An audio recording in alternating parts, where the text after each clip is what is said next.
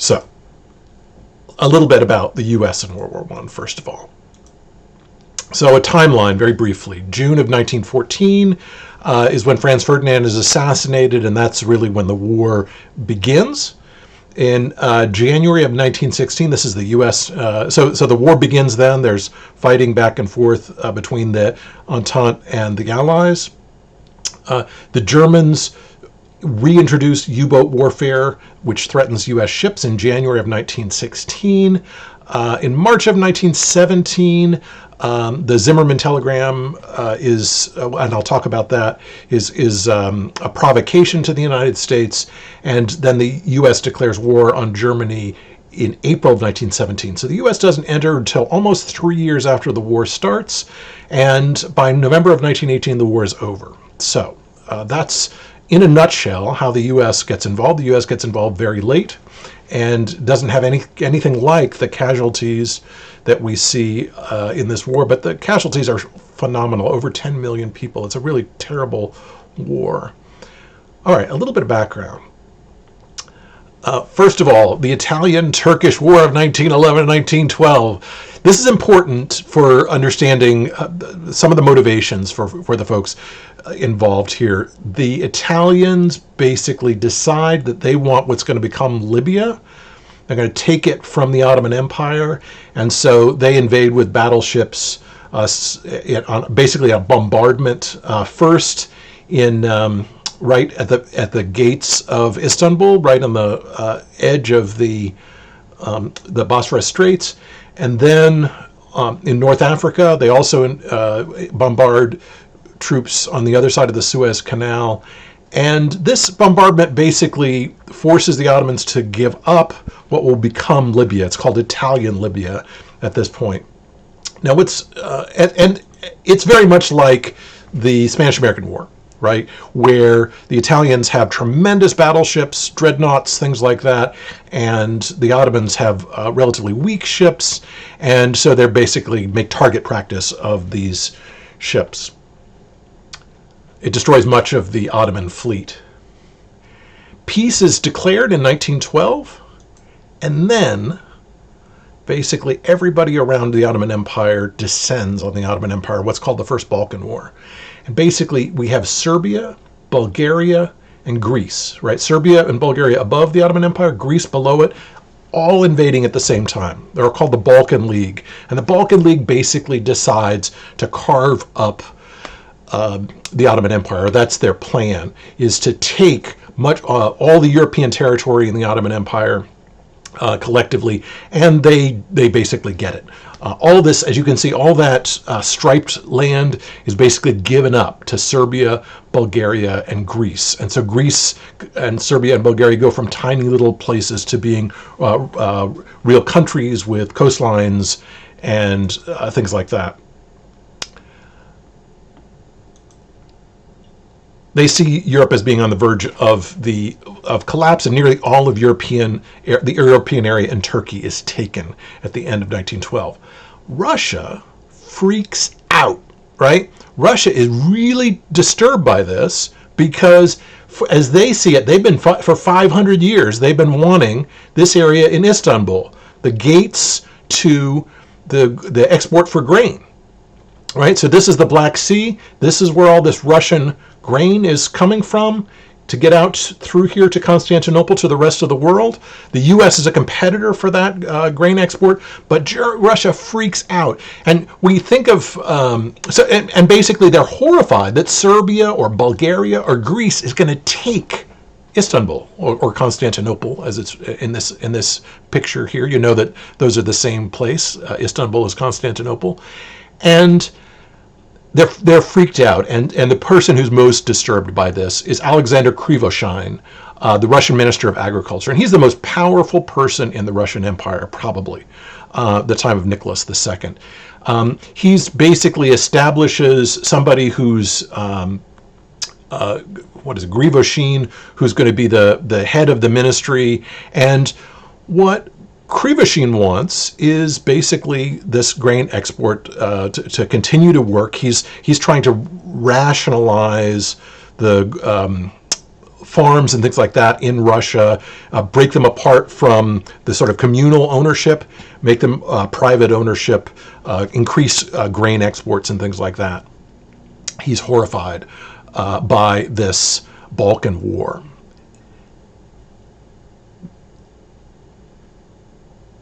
So they build up a fleet plan, especially concerned that the Ottoman Empire is going to get a dreadnought in their harbor that will wipe out the Russian fleet on the Black Sea. Because the Ottoman Empire has figured out that if it gets a dreadnought and it can put it on the Black Sea in 1913 or 1914, it can wipe out the Russian fleet. The Russians have somewhat good relations with the Serbs, but they don't really care that much about them. Other than grain, yes, there's also oil, which is coming from Baku, this region over here, and there's a great deal of petroleum that's being exported. This is not, by and large, oil for gasoline pumps or anything like that. This is mostly kerosene, but that's also a very important major commodity on that market. Chris, that's a great point. So grain is coming from here, petroleum is coming from here. Both of them are potentially blocked in by Constantinople, and in fact, if we go back here, during the Italian-Turkish War, and then during the First Balkan War, in both cases, the Ottomans close up the straits. And so Russia can't even sell anything. All of these Russian ships are waiting for the war to be over for them to sell the grain and the petroleum that's in these regions. And so they are freaked out, and they build up very rapidly in 1912 and 1913 an army and a navy. They try to. Okay. So that's when it's in 1914 is around the time, June of 1914 is around the time that the Ottoman Empire is going to get its first dreadnought. And the Russians are terrified of this. They don't really have a ship that's nearly as powerful as this dreadnought that the Ottoman Empire is getting. They're concerned that they're going to lose the Black Sea. So that's when Gavrilo Princip basically starts the war. Gavrilo Princip, who's a Serbian nationalist, and nominally connected to the Russians, but not really. I mean, the Russians are providing some economic support to the Serbians. It's a separate country at this point. They're angry at Franz Ferdinand, and Franz Ferdinand is the heir to the Austro-Hungarian Empire. Princip was a college student and a member of the Union of Death. Isn't that a great title? Union of Death, a militant Serbian organization that sought independence from the Austro-Hungarian Empire, and he and his comrades dreamed of creating a Serbian nation that would unify all the Slav peoples, the Poles, the Czechs, the Belarusians, the Serbs, the Bosnians. He went to Sarajevo in Bosnia in June of 1914 to kill Ferdinand in the hope of sparking a rebellion and a war of independence. He sets off a world war that results in the deaths of 10 million soldiers and countless civilians. When Ferdinand is assassinated, a war against Turkey for the control of Istanbul falls into Russia's lap. Shenanigans. Okay, yeah. I'm trying to think of what shenanigans. It is crazy the way this assassination happens. It's very unlikely. Princip is basically eating a sandwich when he and the others have decided that they're not going to find Ferdinand, and then Ferdinand's car pulls up very rapidly and stalls right in front of Princip and gives him the opportunity to assassinate Franz Ferdinand. Okay. So this is, for Russia, this is awesome, right? This is awesome because it gives that, they can say that they can invade Turkey, they can fight a war against Turkey, but they can do so presumably with the support of allies, because they can say that that basically they're opposed to the aggression of Germany and Austria-Hungary if Germany and Austria-Hungary hurt little Serbia. So they don't really care about Serbia, but they're going to defend little Serbia against any quote-unquote aggression by the Austro-Hungarians. So it's earlier than the Russians would have wanted, but they figure if they can get Germany and Austria-Hungary to do something rash, They can get Britain and France on their side, and France and Russia are already allied in large part because French citizens have paid over $1 billion investing in Russia's railroad to nowhere, the railroad that was supposed to go all the way to China, but doesn't, but which they lose the port in Manchuria for. When Austria-Hungary makes demands on Serbia, Serbia fulfills all but one of them, which is basically not to allow police force inside, and Russia activates its entire army and starts marching them towards the front against Austria-Hungary.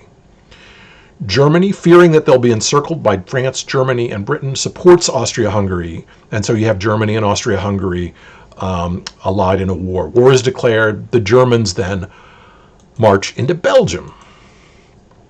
Why did they march into Belgium? Well, the plan is to take France as quickly as possible, to march on Paris, to take the capital of Paris in a blitzkrieg, in a rapid movement before France is even prepared. But to do that, to get from Germany to France, really the only way to do it without going through the mountains, which is nearly impossible, is to go through neutral Belgium.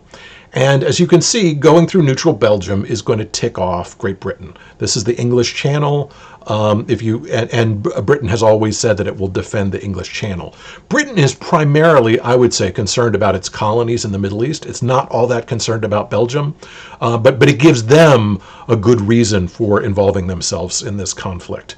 The larger thing that they're interested in, I would argue, is the Middle East. But the fact that neutral Belgium is invaded gives, establishes a pretext for this conflict, and it is rough for Belgium. This is the so-called rape of Belgium, when German troops crash through here and destroy churches and libraries and all sorts of other things on their way into Paris.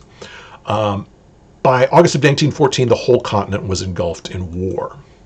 The obvious question, I suppose, is, right, in World War I and II, that they're both steamrolled. The obvious question is, why did the U.S. get involved in this war? Right? Canada is involved because it's a British ally. It's not a British ally. It's part of the British Empire. But the U.S. had no such connections. What would it take? Why would it get drawn in? What would drag the United States into this war? Okay, fair enough. The Zimmerman telegram, right? But early on, what's likely? Investments? Okay, possible investments. It's probably more the other way around. It's probably more that British have investments in the United States than vice versa at this point. Trade. 50 to 75% of the 75% of the trade between the U.S. and Great Britain is 75% of the U.S. exports are going to Europe. 50% of them are going to Great Britain. But 75% are going to the allies in Europe, France and France above all. Cultural ties to Britain were a lot. Okay, why would there be opposition? Why would people be opposed to this conflict? What do you think would make people uncomfortable with this war? Besides just not wanting to fight in a war, who's in the United States that might be, okay, it's not our problem. There's an ocean between us and this. Other things that people, no point in losing children, excellent. Okay, many Germans in America, right? We have our own fish to fry. So, it's part of this sort of idea of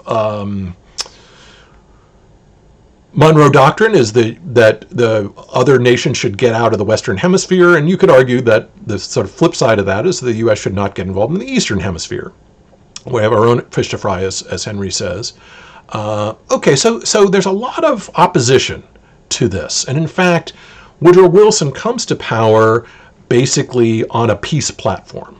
Neutrality going all the way back to Washington. Excellent. And the other thing is that this is really an imperial war, as I've suggested. The story is the rape of Belgium, right? That's the story that Britain is telling about why it's involved here, is because Germany is dancing through it. The reason that Germany gives for it is that they're surrounded, and there's aggression on the part of the Serbs. The reason that the French are giving, so each of them have kind of legitimate complaints, but it's pretty clear, as everyone kind of understands, that this is really an imperial war. This is really a war among empires about who's going to carve up other places.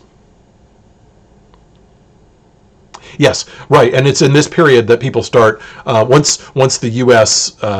That's going to be a little bit later when the U.S. starts to intervene, but that's when we're going to be discrimination against Germans and German goods here. So initially, many people oppose this war. A lot of people think this is an imperial war. Britain and France and Germany, they can all just go hang themselves, right? They're going to fight over who's going to control this or that part of the empire. So there's a very strong anti-imperialist sentiment in the United States that's committed to isolationism, basically keeping out of foreign entanglements, as Washington said, to quote Nathan. Yeah, there's trade. There's a lot of important trade, but so this is technically the United States is neutral.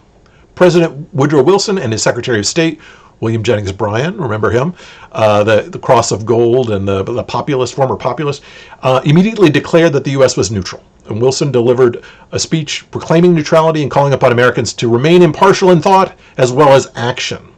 And American leaders professed their outrage at the outbreak of war, arguing that European powers should have settled their differences diplomatically. Wilson also continued to advocate what he called the open door policy, indicating the world should not be divided up into closed spheres of influence, like the British or the French or the German empires wanted. He also recognized that intervention on the behalf of either side would divide the American public between, folks who were in Germany and folks who have previously had German ancestry, people who have British ancestry, people who have French ancestry. But one of the things that drags us in is this: the British blockade of the North Sea. Okay, let me just say, before I talk about the British blockade, let me just say two things. Wilson had two assumptions, both of which proved to be incorrect. The first assumption was that the war would be quick, just like the Spanish-American War, just like the war over Italy, between the Italians and the Ottoman Empire, just like the Russo-Japanese War, which lasted less than a year. The assumption was that this war was going to take a relatively short amount of time, and so the U.S. could just stay out of it. And secondly, Wilson believed that by remaining above the conflict, that the U.S. would be able to guide the peace settlement and create what Wilson, as a progressive, hoped would be a new international moral order based on the principle of the open door. Now, that doctrine of neutrality failed and led us into the war. The doctrine of neutrality based on a couple of misconceptions. One, that it didn't matter to the U.S. who won. And two, that the war would be a traditional one where the rights of neutrals would be respected. Okay. 75% of the U.S. pre-war exports had gone to the countries that were then at war. Trade with Great Britain alone accounted for 1/2 of all U.S. exports. So as soon as the war began, U.S. bankers and industrialists immediately began clamoring for the right to trade with the belligerents, both the Germans and the English and the French. In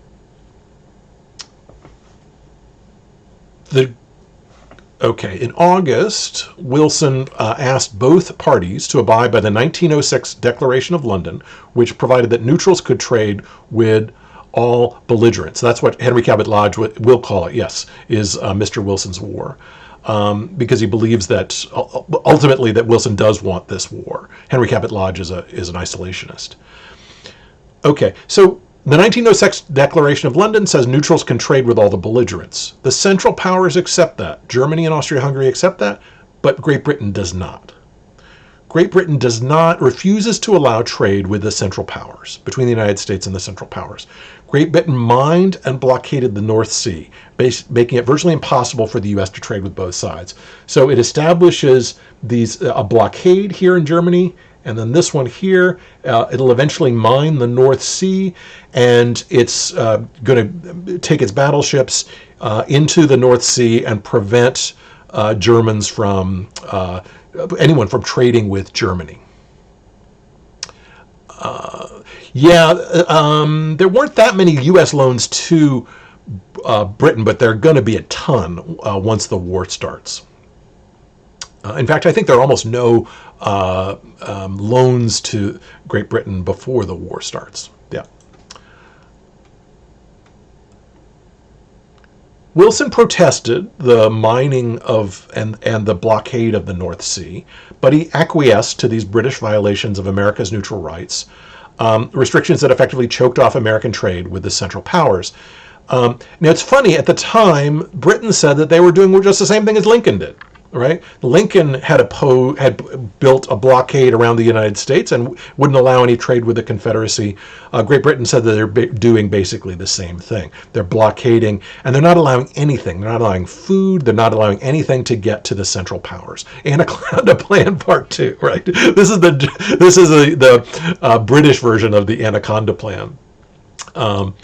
If the U.S. tried to trade equally with all belligerents, it would have to take on the British Navy, which is the greatest navy in the world. And instead, the U.S. began supplying the Allies only while professing to be neutral. And this is just not going to work over the long term. Late in 1914, then, after it becomes clear that this war is going to take some time, Great Britain and France begin to place great orders in the U.S. for weapons, munitions, and uniforms. They also requested huge loans from U.S. banks to pay for those purchases. And Secretary of State William Jennings Bryan ruled against these orders, saying they were violations of U.S. neutrality. But Wilson, under enormous pressure from U.S. bankers and businessmen, issues a secret order that overturns Bryant's decision. By 1917, American trade with Great Britain and France has increased from from $300 million a year to $3 billion a year. It's basically, what's that? 10 times the exports. And Great Britain and France have been given loans of approximately $2.5 billion for the war effort. Wilson also gave in to British efforts to strangle the German economy. Great Britain made a list of contraband items that neutral powers could not sell.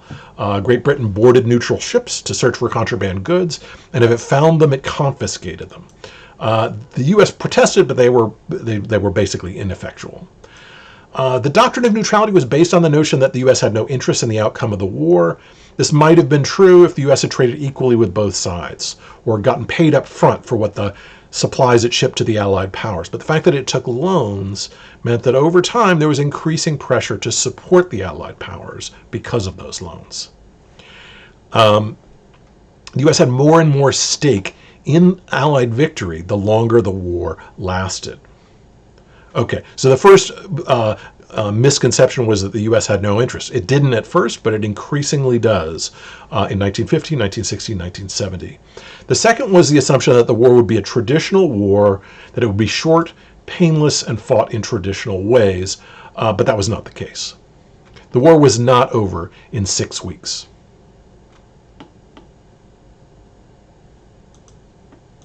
As the Germans pushed quickly through Belgium and headed for the French capital, the French and British raced to defend Paris, digging in along the Marne River 50 miles northeast of the city. The opposing armies settled into trenches that stretched in an unbroken line from Belgium's North Sea shore all the way to the Swiss mountains.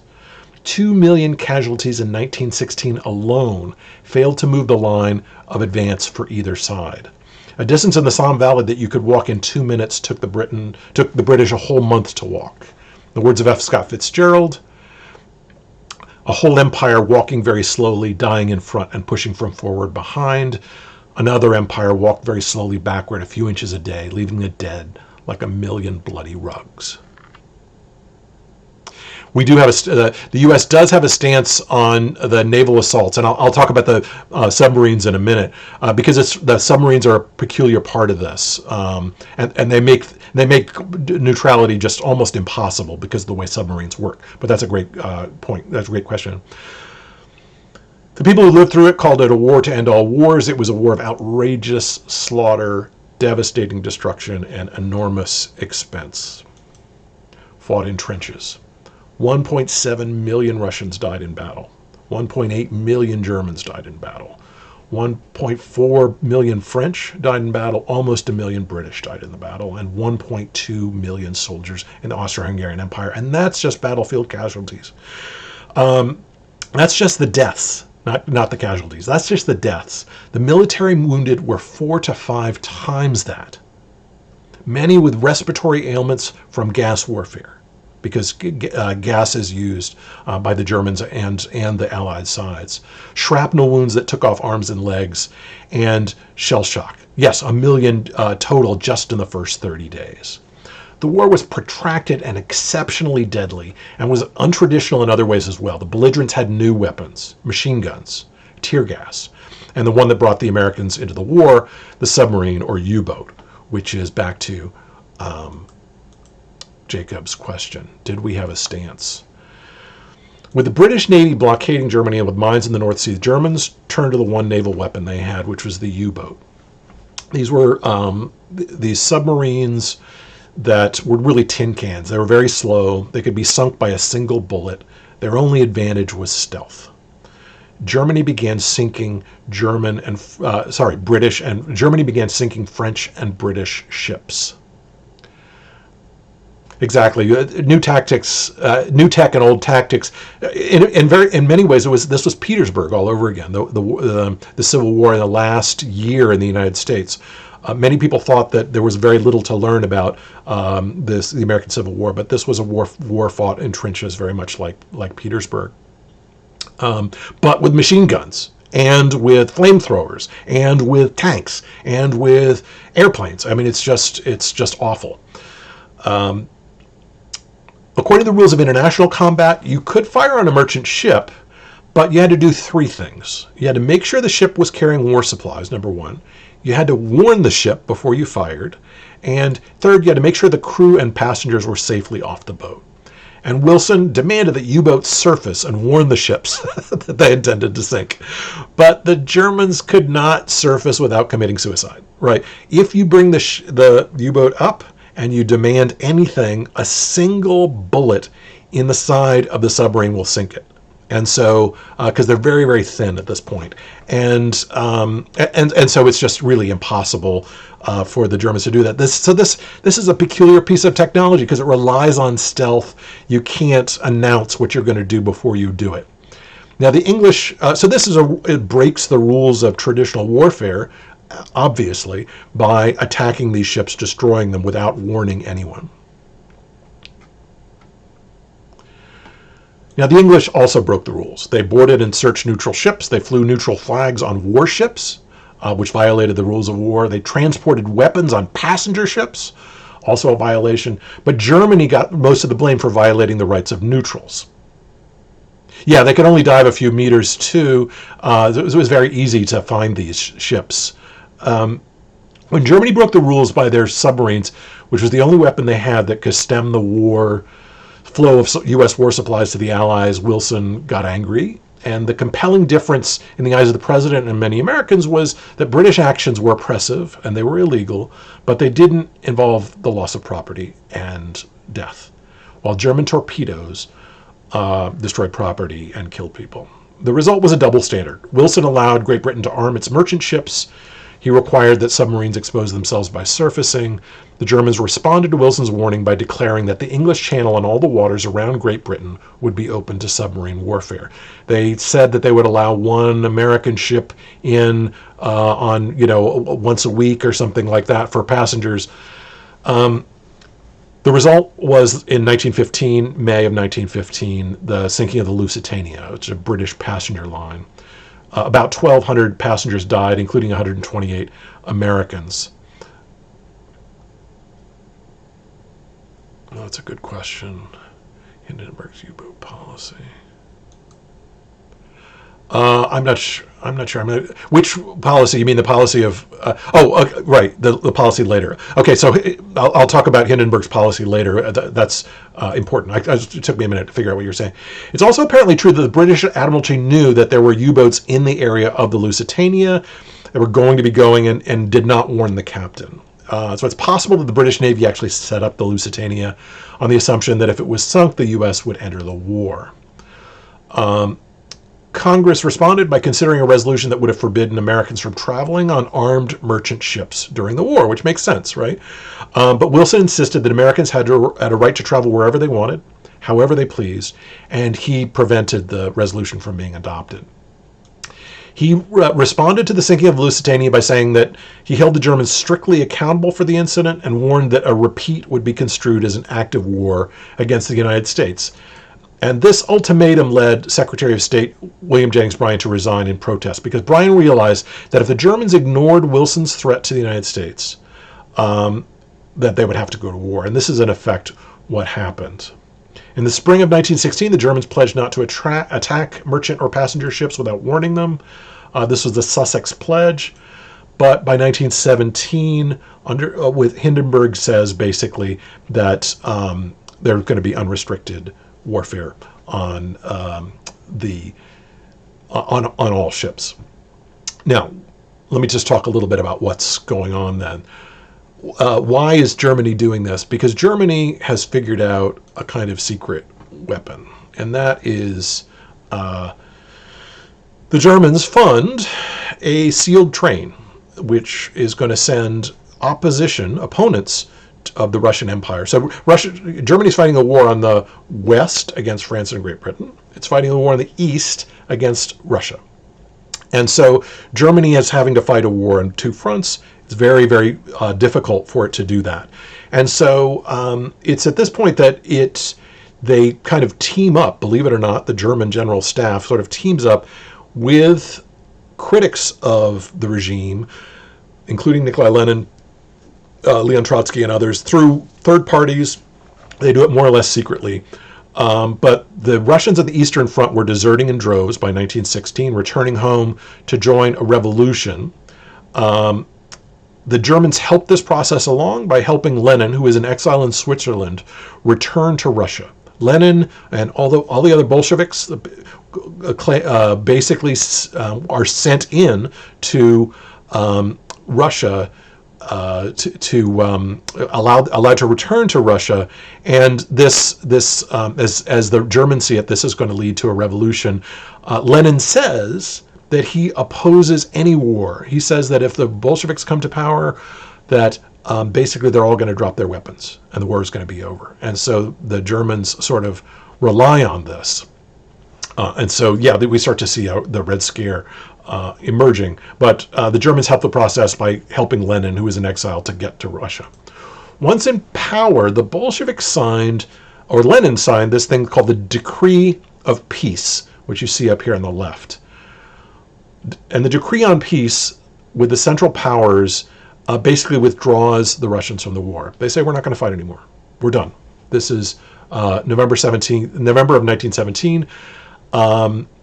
And the Germans were free then to fight on the Western Front, but they wanted to quickly end the war on the Western Front. And to do that, they needed to end the blockade that was starving them of supplies. And so in January of 1916, the Germans resumed U-boat warfare.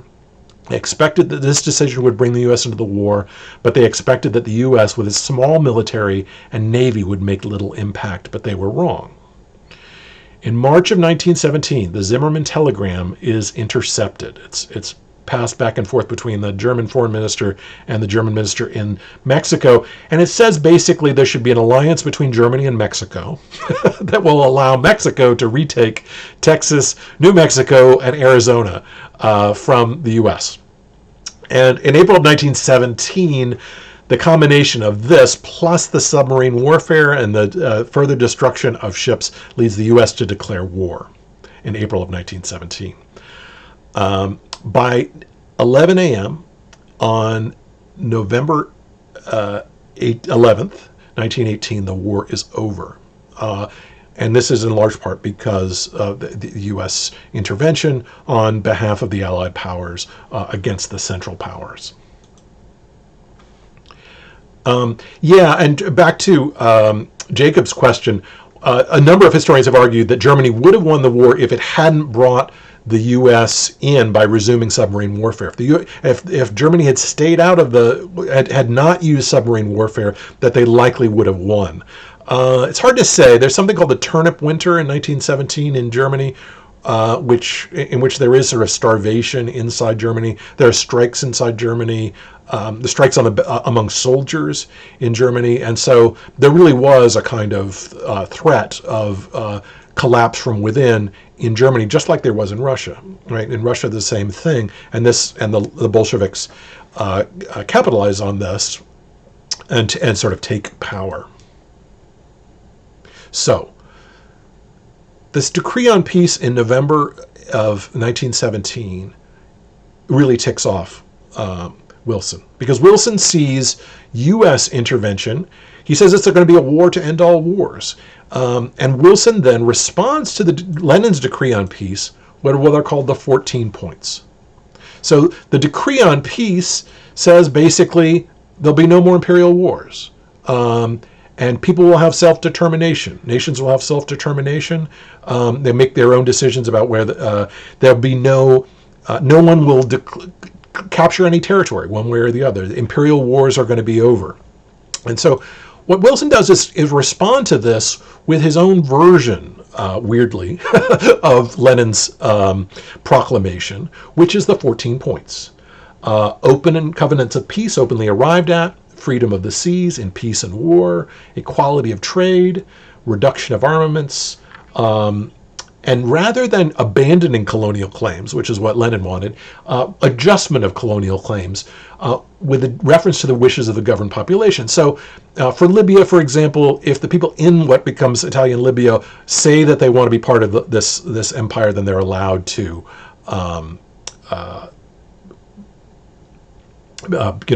be separate. Evacuation of all the Russian territory, evacuation and restoration of Belgium, restoring Alsace-Lorraine, relinquishment of Turkish control over non-Turkish populations. And so that means that while Lenin and the Russians want all the empires to sort of go back to where they were, and then let the people decide whether they want to have an imperial ruler or not. Basically, Wilson wants something slightly more, one that more or less benefits the Allies against the Central Powers. So he proclaims that he's above war, that the U.S. doesn't want this imperial war, and he supports independence of Romania, Serbia, and Montenegro, and creation of a Polish state. Okay. So that's Lenin's decree on peace, and then Wilson's 14 points, which is a response to that. The 14 points are distributed basically in January of 1918. So once Russia decides to more or less surrender, Germany meets with Leon Trotsky, who's the head of the Bolshevik and this new kind of Russian state, this Russian communist state that emerges. They call it a Russian socialist state at this point. They meet at Brest-Litovsk in, where is that? Right around here in Warsaw, in what is going to become Poland.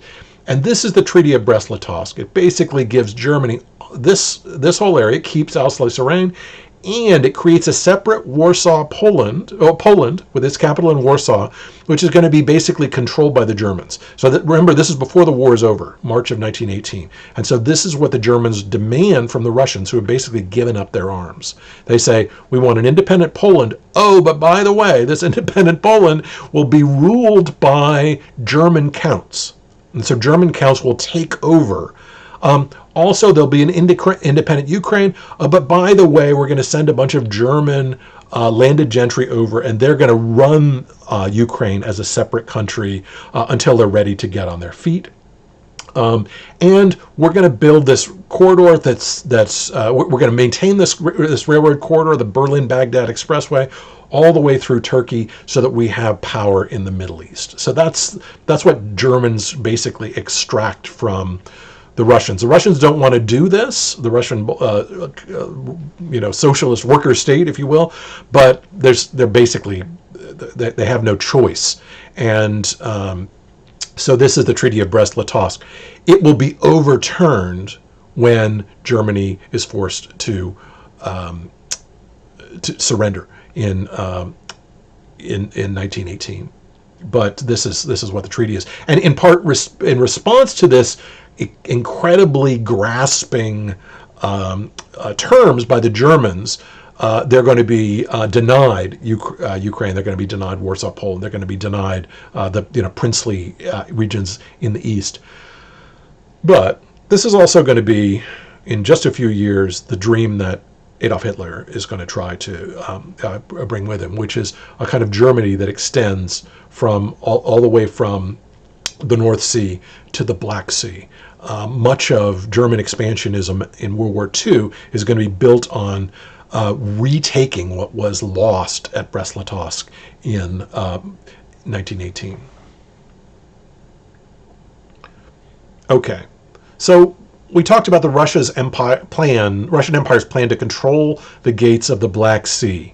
When Italy and then the Balkan alliance tries to tear apart the Ottoman Empire and just barely fails at doing so, the Russian Empire waits for a provocation, which comes with the assassination of Franz Ferdinand, and tries to advance and capture the Ottoman Empire. They fail. Gallipoli, the plan to sort of take over Istanbul to clear out the straits, fails. The Allies, and so you basically the Allies on the eastern side in Russia and the Allies on the western side in France and Great Britain can't ever link up. So the Russian bread can't ever get to Russia.